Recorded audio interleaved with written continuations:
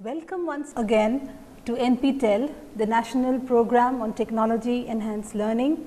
As you are aware, these lectures are being brought to you by the Indian Institutes of Technology and the Indian Institute of Science. We are in module 1 of these series of lectures on English language and literature.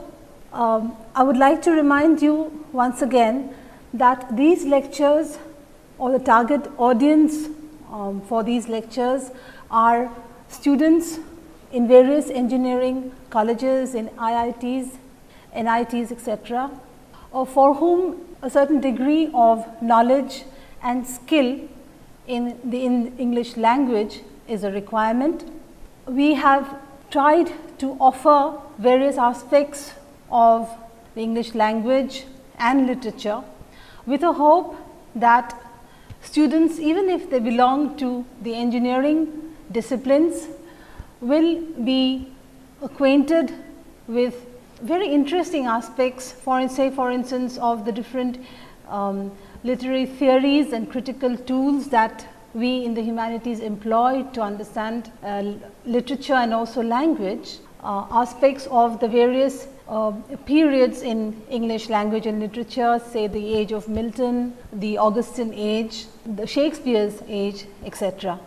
Right? So, let me first begin with a recap of the last lecture, and you will recall that the last lecture was about the scope of English studies, and in the very first lecture of this series, in the introductory lecture, we had given an explanation as to why, even though this course is entitled English Language and Literature, English Studies is another topic that could well be, applied to it.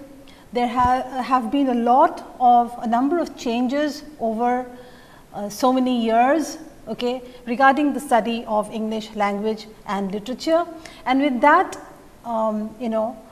aim in view, we had devoted the last lecture to talking about the scope of English studies, right. So, let me do a quick recap about regarding the of the last lecture.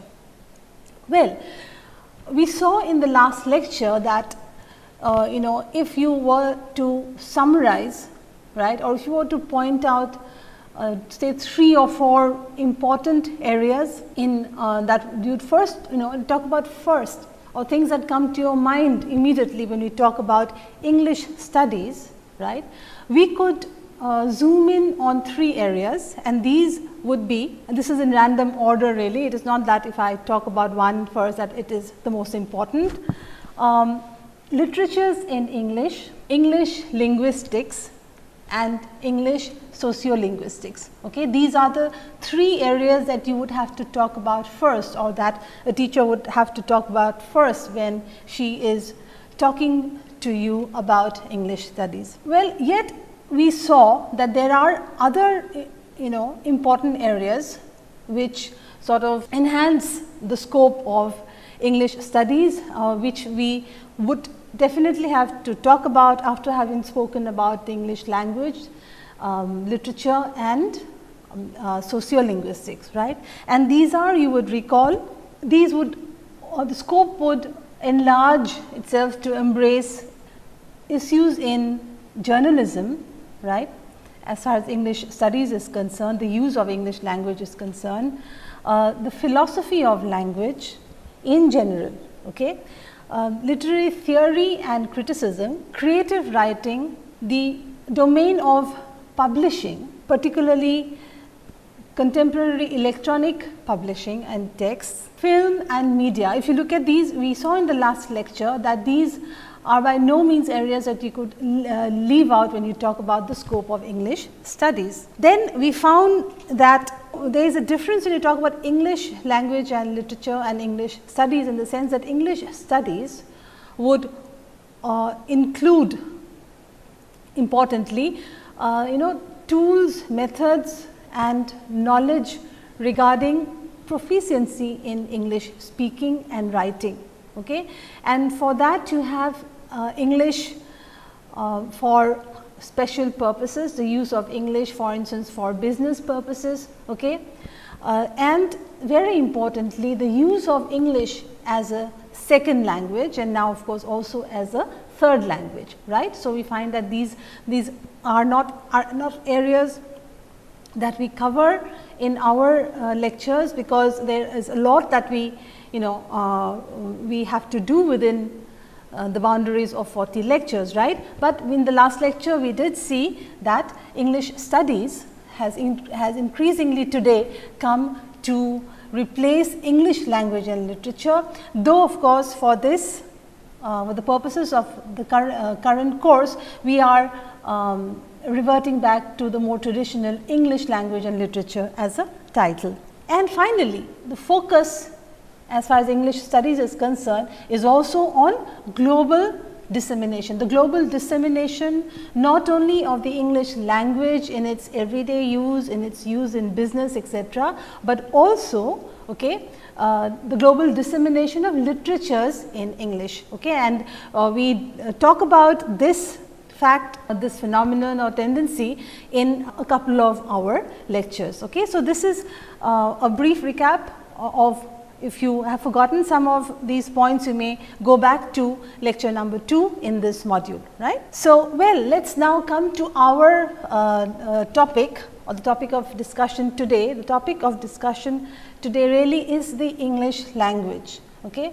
A bit about how we are going to go about it in a while, but let me first talk about some of, or refer to some of the texts and reference books that you may want to have a look at. And as you know, when you talk about the English language, there is really a plethora of texts, of references on very excellent encyclopedias on the English language, and you would realize that it is impossible for us to bring these all of these into our lectures. Nevertheless, let me point to some of the books that may be readily available, and this is really a mixture of books that traditionally have been there, almost canonized in any course or syllabus on English literature. For instance, this book Simeon Potter, Charles Barber, these books, A.C. Bott, definitely these are books that most of us have read during our training in English studies or English language and literature courses, both in the honors courses, major courses, and in the general courses. Let me quickly run through the list. For instance, you have a very important and informative Routledge Dictionary of Language and Linguistics. Okay. Then Tom MacArthur, he also features in our lecture here through his book, that is the Oxford Companion to the English Language. And as I said, Simeon Potter's excellent,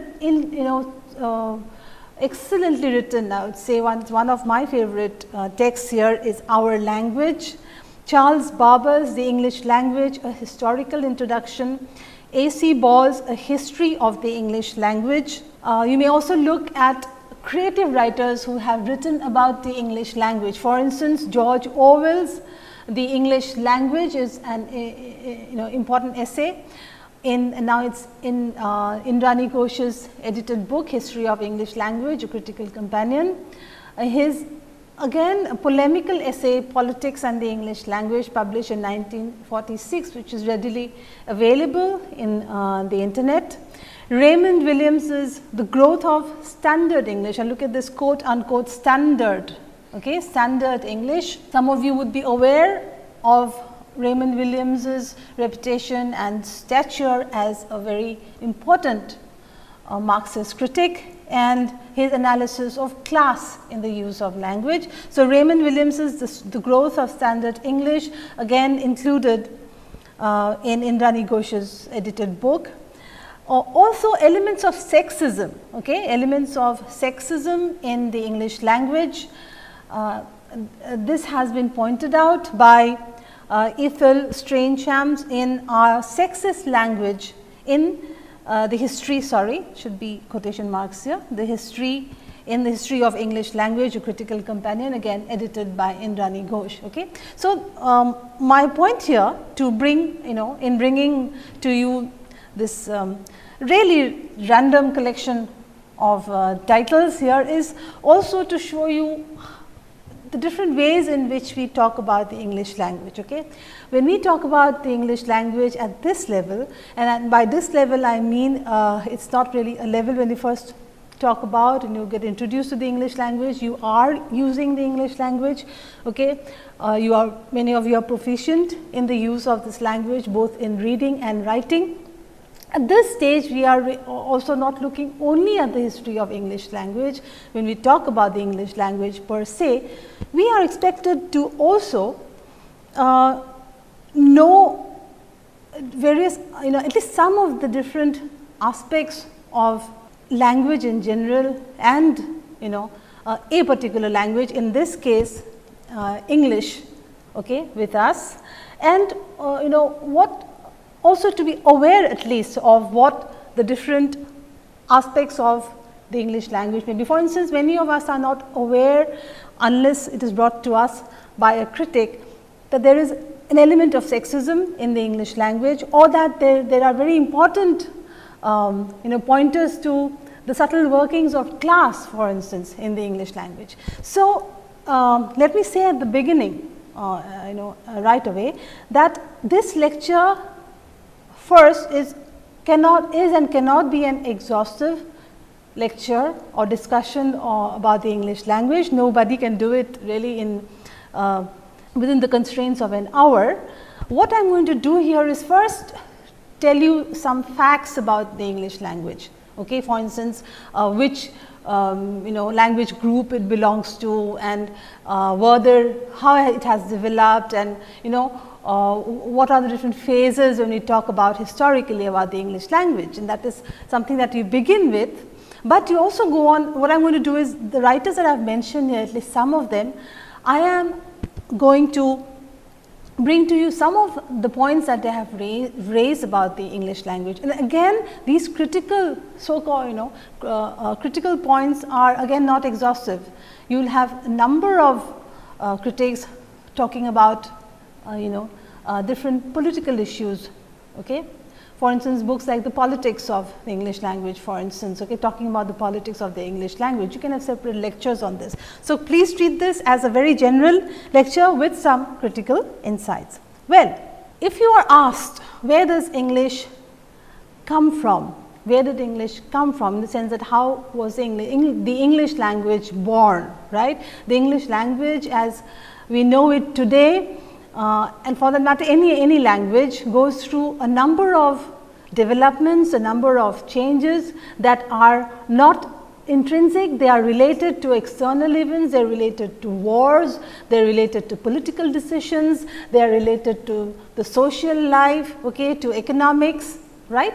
So, if you are asked where did the English language come from, then you would say that the English language is or it comes from the West Germanic group, let us say, okay, the West Germanic group, and it comes eventually from the Anglo-Frisian dialects. More about this in a while. So, if you really have to place it, okay, in a language group, then you would say that English is an Indo-European language, okay, belonging to the West Germanic branch of Indo-European, okay, and it is formed by certain Anglo-Frisian dialects. Fine.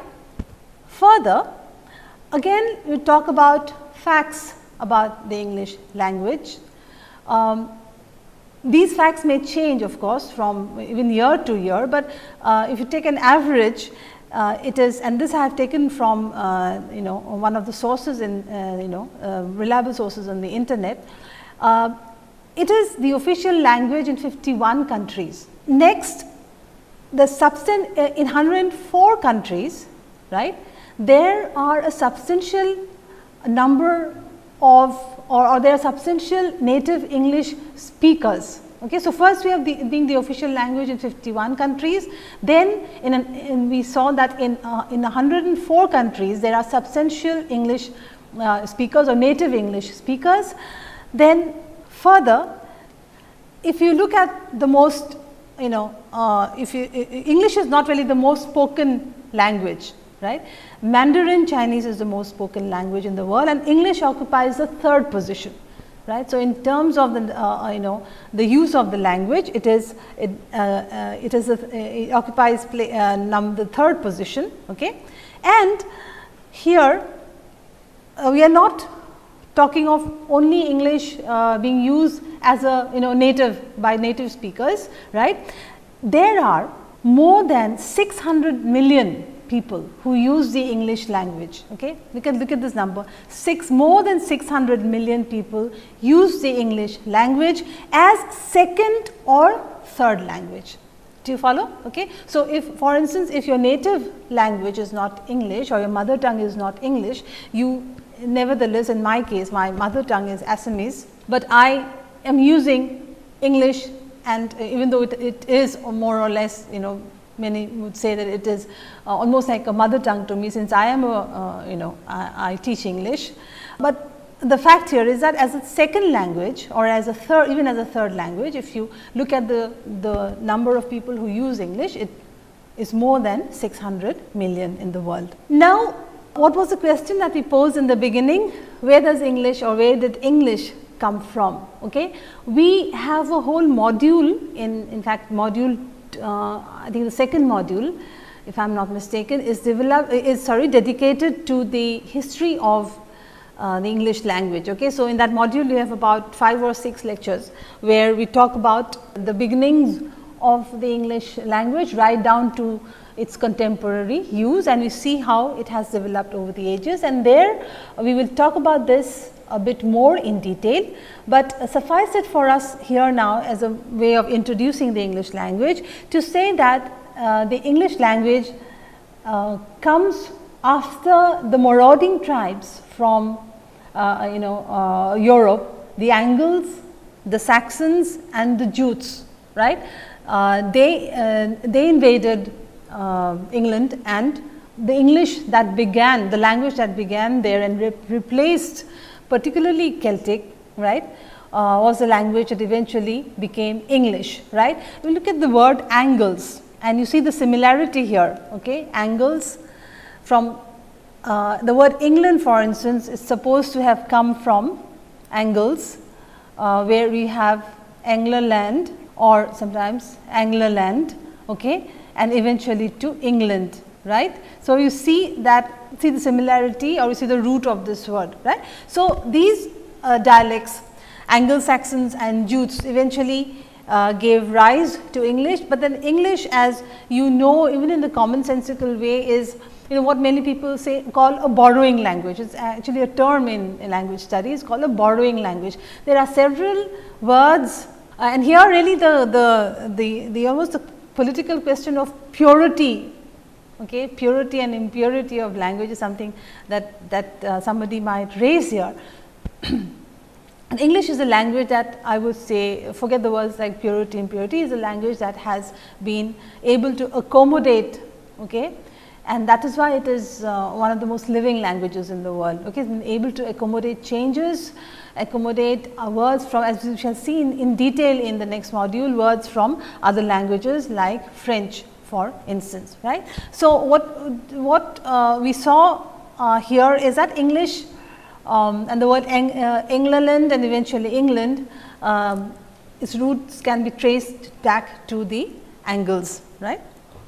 Now, okay, so we found that with the coming of these marauding tribes and the growth of a different language, right, the Celts, the Celtic language began to be used in areas like Scotland, Wales, in areas of Cornwall, for instance. Even now in the present time, you find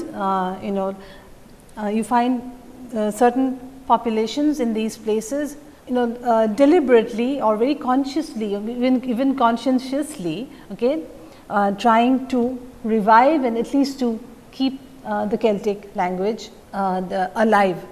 Okay. So, for instance, the Celtic influence. Now, let us look at these.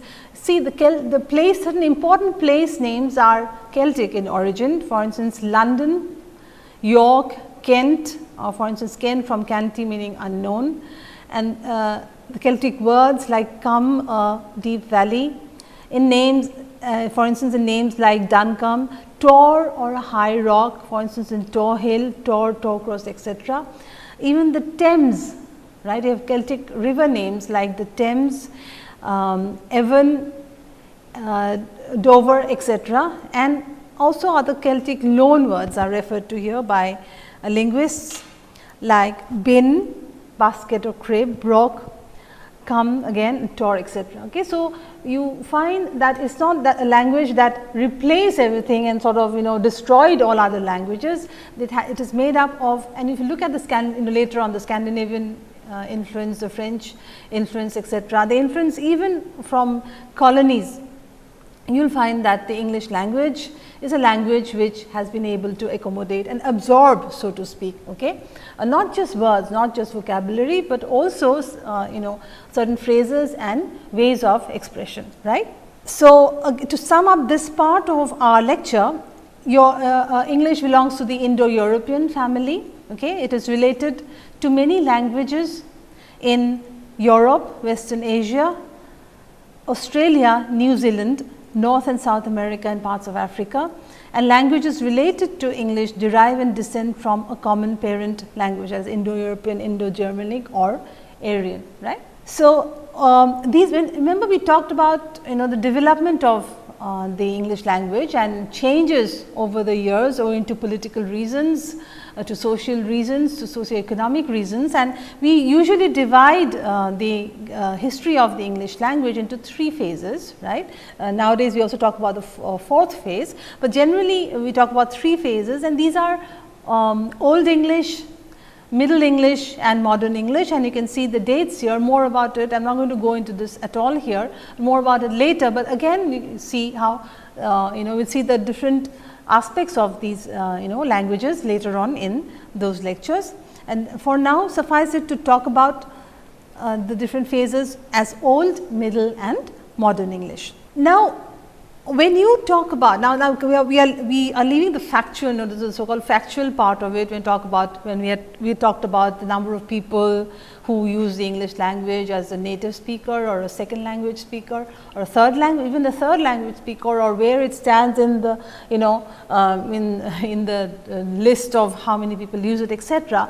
That is of course important, but when we talk about language, we don't talk about numbers, we just talk about statistics here, okay. We also talk about some very important cultural issues, right. And these cultural issues here, some of these are, if you look at this list here, some of these are the study of course of the history of the English language. Now, when you talk about the history of the English language, you are not simply chronicling, okay. There is a difference between chronicling and writing history. We are not talking only about dates like Old English, Middle English, etc. We are within the study of the history of the English language. We need to talk about many important changes that came about, okay, and not only because of events like wars, for instance, okay, or marauding tribes, for instance, but also as the Marxist critic Raymond Williams would put it, the everyday use and the variation in everyday use and the changes therein, okay, or owing to categories, social categories, stratification categories like class, for instance, right. So, how has the English language changed for different classes over the years? So, see, what we want you to realize is that these are these very more sophisticated and nuanced ways of looking into variation, okay, even when you talk about the history of a language.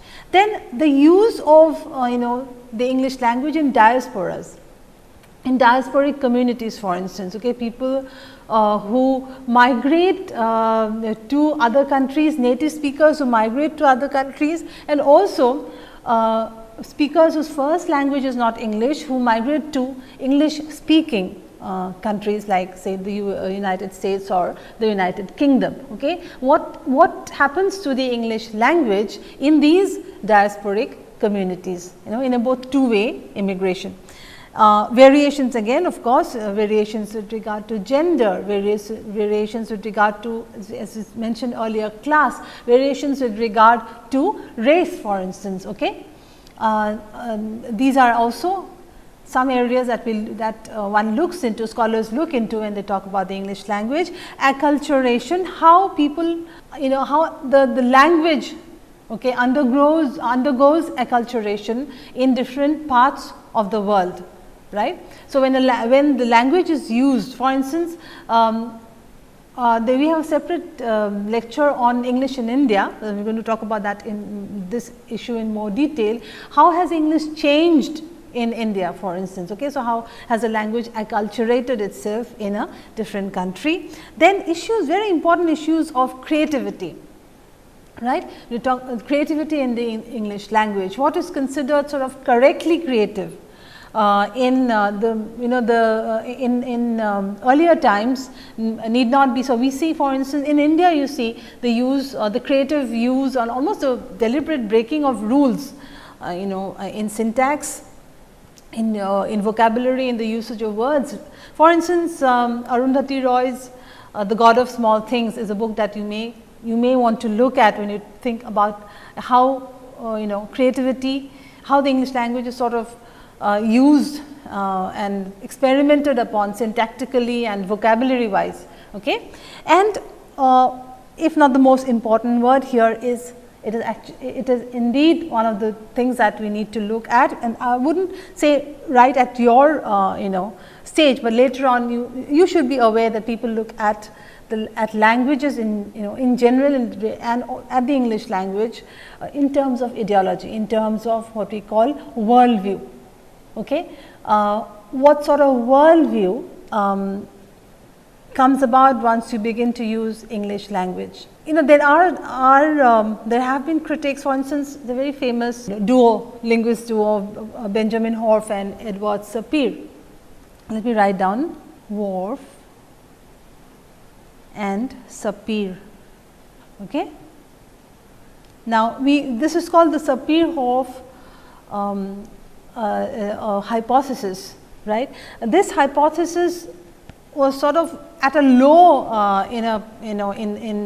I would say probably around the 80s or 90s, but then one sees a coming back of this hypothesis, particularly in the wake of new cognitive studies of language, and their theory or their hypothesis was that the language you use, the language that you use every day determines your thinking. Okay, this is a huge thing to say, really. If you look at it, it's an enormous thing to say if you look at it. The language that you use determines your worldview, right. So, we will stay with this, and of course, you will for something as huge as this, you will understand there are two sides to the debate. Many scholars say that no, language is just a tool of communication. You want to say something, and their worldview, this is the same all over the world, as a human species, right. So, you feel love, you feel hatred, you feel cold, you feel warm, you just use another language to express it, right. But others say, scholars say that following Sapir-Horff, they say that no, the language that you use is also going to determine the kind of thinking that you have. Okay. So, this is just to give you an idea of the different ways we can talk about the English language, not just facts, not just statistics, okay, how we can analyze, critique and understand the English language, and this applies to all languages really. Okay. I am just trying to show you the scope of how one would, the scope of knowing the English language. Okay. History, diasporas, variations, acculturation, creativity, ideology, etc. are the ways in which you can study the English language. Then after that, also there are other areas not less important. These are the ones that are being looked at more frequently, if I may say, by scholars, particularly when we talk about ideology. For instance, the issue of resisting a language, okay, the issue of or the phenomenon, if I may use the word, of people consciously trying to resist the structures of the English language, or any language for that matter, resisting the structures of the English language, and on the other hand also trying to restore, revive the so called vernacular languages, the native languages. Okay, for in India, for instance, Hindi or say Bangla or even Hindustani, for instance. Okay, the different language movements that you are talking about, that is also a very important issue of understanding a language. Reworkings of standard, the so called standard English. Okay, and the acceptance of these reworkings of standard English. Then restoring languages, as I said, could be restoring both vernacular languages and also your own creative use or political use of the English language, and of course, issues of modernity concerned with the English language. Okay. So, you can see how from the beginning of our lecture we have moved from say what are the dialects that went into the building of English. Say English belongs to West Germanic, which again belongs to the Indo-European group, etc. We talked about how these statistics, and now we are talking about certain issues. And what in the rest of the lecture, what I am going to do is I am going to bring to you certain certain say comments, critical insights on these very areas that I have pointed out to you regarding the English language. First, let us look at what Raymond Williams said, and I mentioned the text here right in the beginning when he talked about the texts and references, and I am reading from Raymond Williams here. In the general history of language, we can see look at this, two quite opposite tendencies.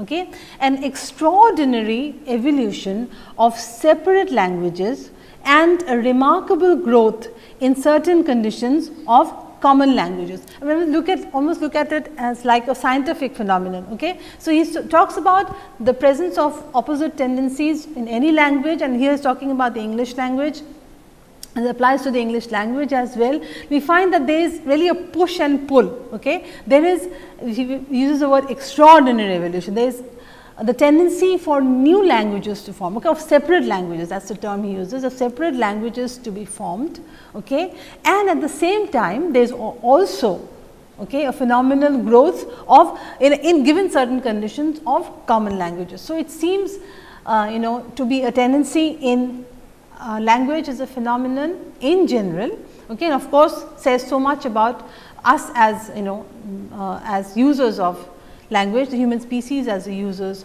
of languages for communication. Okay. So, remember this also, as he mentions it here in general, it applies to the English language. There is, even for the English language, there is a tendency for the separate growth of separate languages. I mean, you may say dialects, but nowadays the word dialect is also very politically charged. And what would you call a dialect? Why would you call one language a dialect and another language a language?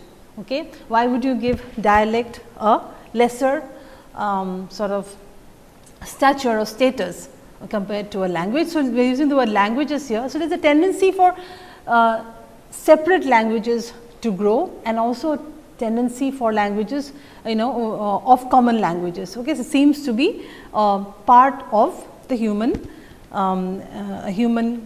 condition of as far as communication is concerned. Okay.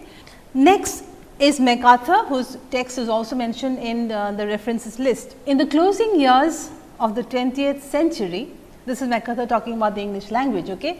In the closing years of the 20th century, the English language has become a global resource, right.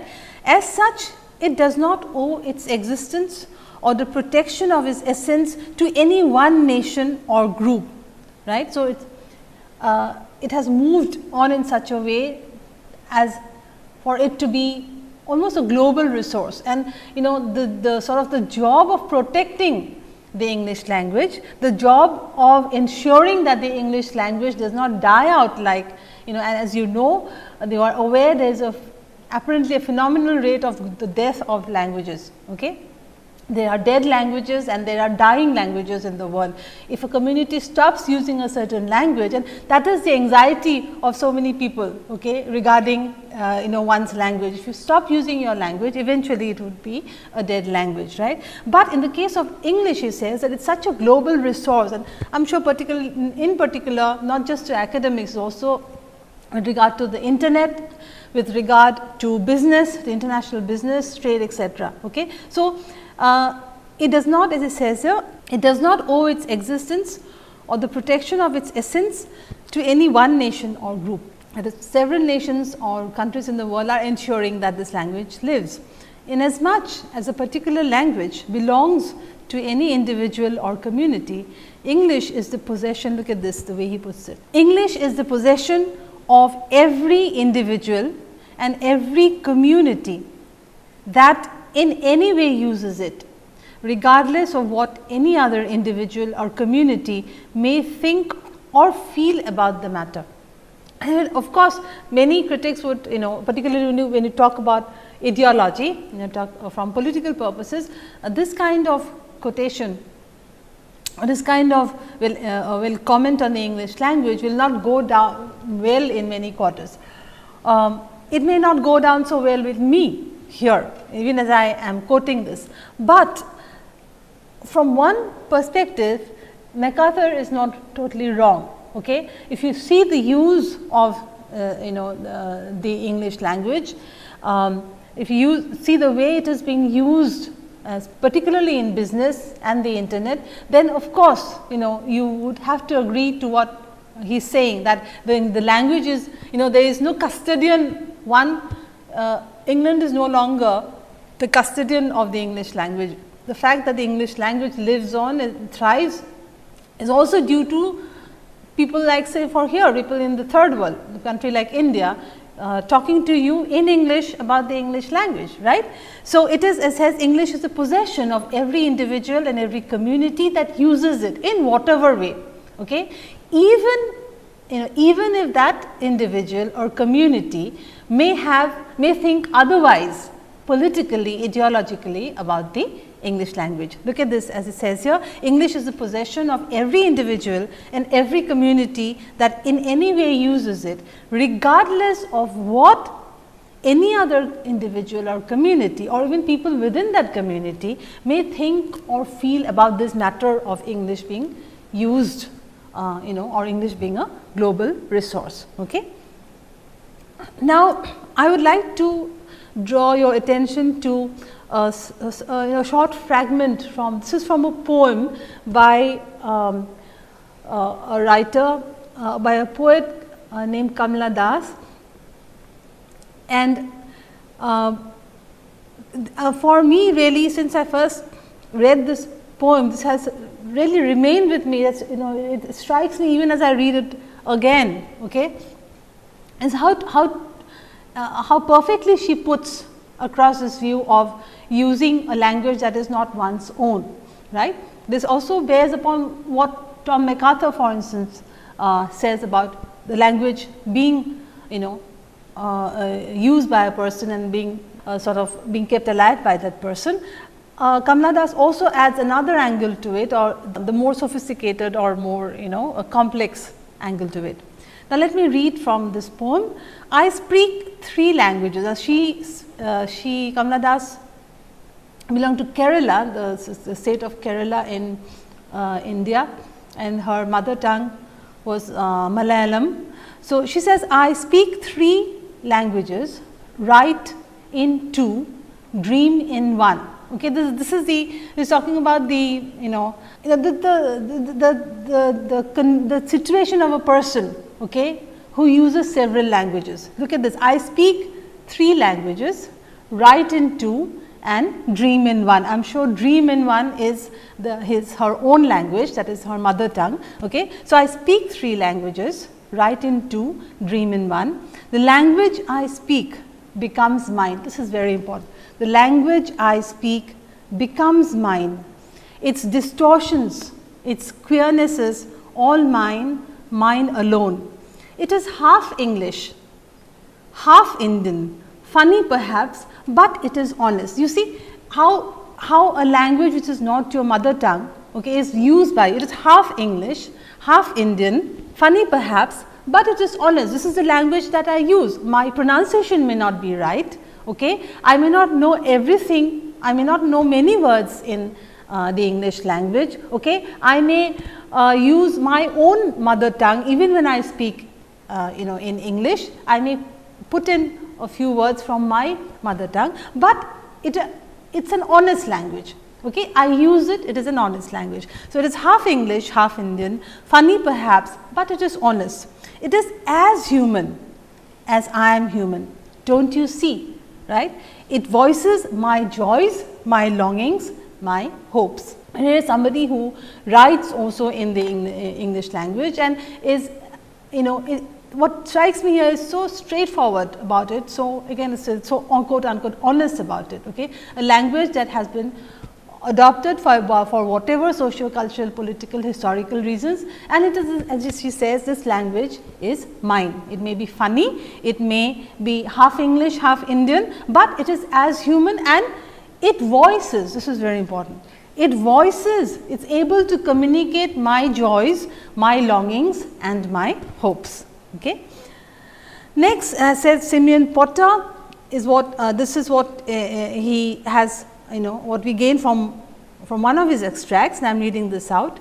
We cannot know too much about the language we speak every day of our lives. Most of us, it is true, can get along fairly well without knowing very much about our language, and without ever taking the trouble to open a volume of the Oxford English Dictionary. But knowledge is power. The power of rightly, this is important, the power of rightly chosen words is very great, whether those words are intended to inform, to entertain or to move. Then he talks about English. English is rapidly becoming a cosmopolitan means of communication. Again, look at what Tom MacArthur says, a global resource. Okay? It is no longer one language belonging to a particular country. Okay? It is now a global resource. It is, in Simeon Potter's words, a cosmopolitan means of communication. And then he says, let us read on. English is rapidly becoming a cosmopolitan means of communication, and it is now being studied by numerous well-trained investigators on both sides of the Atlantic. Okay? English is commented upon by people, by academicians all over the world, almost all over the world, okay, where we study and teach in English. And this is not just a reserve. Okay, these critics, Potter, MacArthur, for instance, are even the poet Kamala Das saying that this is a language that is no longer anyone's preserve, right? It's cosmopolitan, it's become a global resource. Then again, coming to Raymond Williams, remember we had talked about variation, the growth of standard English, and standard English really highlighted here, quote unquote, okay, problematized here of course. Raymond Williams, in his essay on the growth of standard English, says the importance of speech as an indicator of social class. So, one is also to be aware of of speech, or say the English language that is used, speech as a marker or indicator of one's social class, so important in sociolinguistic studies of the use of the language, not only in England, but also even in India, for instance. Okay, the words, vocabulary that is used that can differentiate class variation. The importance of speech as an indicator of social class is not likely to be underestimated by anyone who has lived in England. Class names such as base, villain, kind, noble, proud, dangerous, etc. Okay, so you can go to his, this essay I think is in Rani Ghosh's edited volume. Okay, so also talking about, first we talked about English as a global resource and how it is used. Now, next, another aspect of it is the class variation, that social class variation, that the use of words, phrases, even of tone, punctuation, that sort of indicates one's class position is also something that is an important part of the English language, of studying English language. Then we move on to George Orwell. As you know, George Orwell is one of the finest of novelists, and this is what Orwell says about the English language. Okay, and I am reading out from his essay. The English language has two outstanding characteristics to which most of its minor oddities can be finally traced. Now, look at this. These are very important. These characteristics are: English has a very large vocabulary, At this moment I cannot tell you the number of words really in the Oxford English Dictionary, but we know that English has a very large vocabulary, and second, simplicity of grammar. Okay. Particularly later on we are going to look at the pruning of inflections, for instance. Okay. So, these are the two characteristics of the English language pointed out by George Orwell. What are these? A, a large vocabulary, and B, simplicity of grammar. English, he says, is really two languages, Anglo-Saxon and Norman French. This very, this sentence really talks about the, what we talked about a while ago, the incorporation of, or the, the effect, the impact of languages of other languages other than English. That is, no, I am sorry, the languages that went into the formation of English, okay, and the impact of Anglo-Saxon and Norman French. English grammar is simple. The language is almost completely uninflected, a peculiarity which marks it off from almost all languages west of China. To write or even to speak English is not a science, but an art. There are no reliable rules, this is important. There are no reliable rules. There is only the general principle that concrete words are better than abstract ones, and that the shortest way of saying anything is always the best. So, this is classic Orwell here, and we do not have much time really. There are other slides that I had I would have liked to talk about. Maybe I will incorporate these in other lectures. I will quickly do a recap by way of a question answer sort of a session. That is, if what are the questions that may come if you have a text like this, this lecture in your exams, for instance. So, first of all, you will have a question like a simple question like what is which language group does English belong to, and then when you go back to the slide, you will see we talk about West Germanic, English being a branch of West Germanic, and it belongs to the Indo-European group, the family, okay, groups or group of languages. And next you talk about the extent of the use of, if you get a question like what is the extent to which English is used, okay, all over the world, what do the statistics say? Then you would say that in there are over 600 million users of English as far as English is used as a second language or a third language, and then English, there are in 104 countries, okay, we have a substantial number of native speakers of the English language, etc. And these are some of the statistics that you give. Then another question would be, historically speaking, what are the three broad phases of the English language, and these would be what? These are, you saw in the slides, Old English, okay, Middle English and Modern English, also called by some Early Modern English, right. Then another question would be, apart from the factual, factual knowledge relating or statistical knowledge relating to the English language, what are the different ways in which a scholar may want to talk about the English language? What are the different aspects that you may reflect upon as far as any language is concerned, and in particular the English language is concerned? Then these are the areas. Remember, we talked about the history, okay, and history not only as chronicling the history of the English language, and there it includes the socio-economic political history of the English language, and then one may be interested in in what happens to the language in diasporic communities, okay, in both kinds of immigration, okay, when a native speaker of English moves to another country where English is not the first language, and people who migrate to English speaking countries like the USA and the United Kingdom, right. Then there are other areas like the creative use of language, okay. So, one may want to look at what happens to English in the creative, what rules are broken, so to speak, okay, what new ways, new expressions, words are put in. And there I had mentioned, for instance, the Indian English writer Arundhati Roy and her novel that won the Booker Prize, God of Small Things. This is this clear One critic I think even went in to call it linguistic gymnastics, but this really some beautiful and novel ways of using the language. And then also most importantly ideology. Okay. The ideology is ideological and political issues in the use of the English language, right. Then you may get a question, a longer question, for instance, like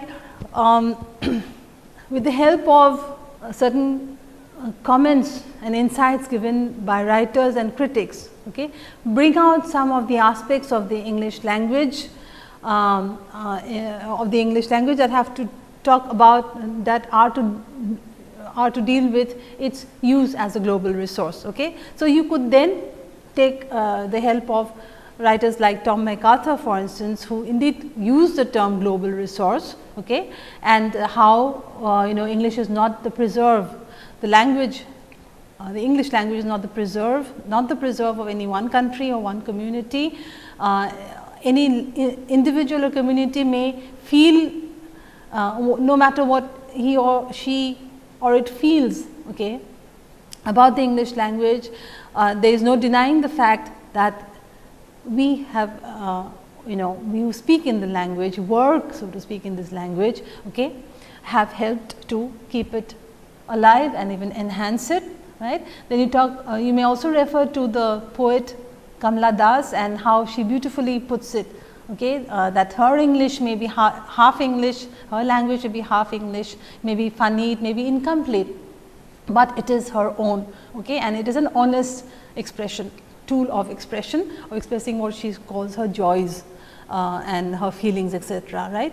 And then also another important issue of social class, as pointed out by Raymond Williams. Now, and George Orwell's, of course, his way is very straightforward in this case, pointing out of two characteristics of the English language. One is its simplicity in grammar and the other is its enormous vocabulary, right. So, these are some of the non kind of numerical and non statistical uses, issues about the English language that one may talk about, right.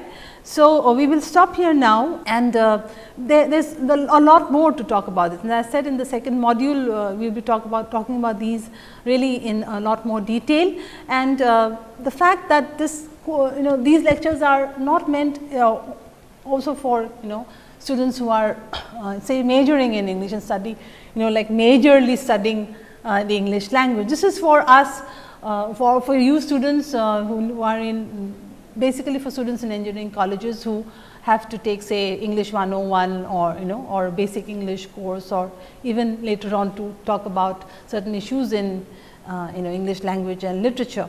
So, for them, for you, I think it is important and sometimes enough to be simply aware of these issues as we talk about for instance the English language. Okay. Thank you for now, and we will see you in the next lecture.